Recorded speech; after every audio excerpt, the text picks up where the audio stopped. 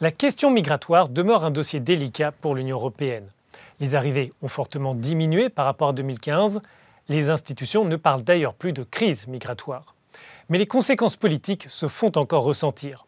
La Turquie menace de ne plus appliquer l'accord conclu en 2016 avec les États membres. Le texte avait permis de réduire les flux de demandeurs d'asile qui arrivaient en Grèce. Notre correspondante Maria Psara a interrogé l'ancien président de la Commission européenne, Jean-Claude Juncker. La Turquie menace l'Europe sur la question des réfugiés. Le président turc envisage de laisser les migrants rejoindre le territoire européen.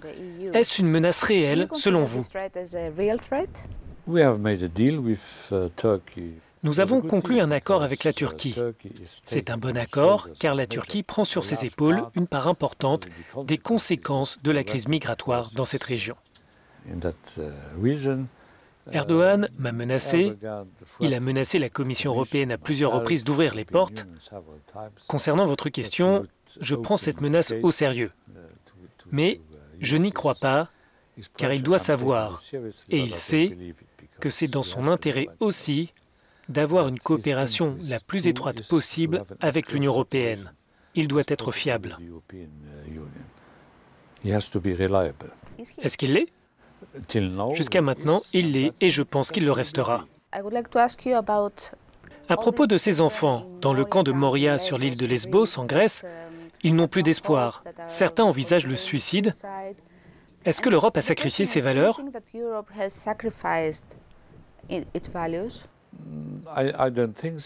Je ne le pense pas, mais l'Europe dans son ensemble n'a pas fait assez, car certains États membres n'ont pas agi de façon solidaire. Il y a quelques années, j'ai proposé aux Polonais, aux Tchèques et aux Hongrois d'accueillir sur leur territoire des enfants non accompagnés. La Grèce a d'ailleurs fait beaucoup, pas assez, sur les îles et sur le continent. Il fallait faire plus. Nous devons améliorer la situation du côté grec et du côté européen. Nous ne pouvons pas accepter de laisser ces enfants sans aide. C'est un scandale. Jean-Claude Juncker s'est exprimé sur d'autres dossiers. Vous pourrez retrouver cette interview sur Euronews et euronews.com.